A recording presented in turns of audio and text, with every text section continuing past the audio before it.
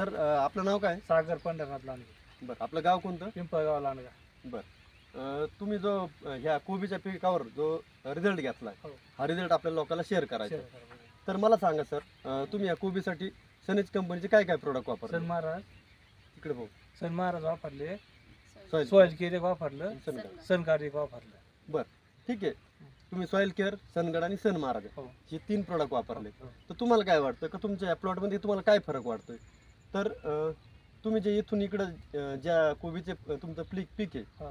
इथं तुम्ही न वापरलं, इथं तुम्ही सनीचे प्रोडक्ट वापरलेले नाही. आणि इकडे वापरलेले. तर तुम्हाला आता काय फरक वाटतोय न वापरल्या प्लॉटमध्ये आणि वापरलेल्या प्लॉटमध्ये तुम्हाला काय फरक वाटतोय? जवळून दाखवा मॅडम थोडं. हे बिगर वापरलेले आणि ते वापरलेले तुम्हीच बघा आता काय रिझल्ट आला इथे आता. तुम्ही म्हणजे ह्या झाडांचा या कोबीचा आकार कमी आकार आहे, बारीक आहे. पानाची साईज कमी आहे. हा. आणि त्याची size- ज्या वेळेस आपण हे सनीज कंपनीचे प्रोडक्ट वापरलेत त्यांचं तिथं झाड मोठं झालंय कोबीचं, त्याचे पानं पण मोठे झालेत. असं इथं झालं. Okay okay okay. काय मेसेज देतो मग अंदाजे शेतकऱ्यांनी बी ऑर्गॅनिक शेती करायला पाहिजे.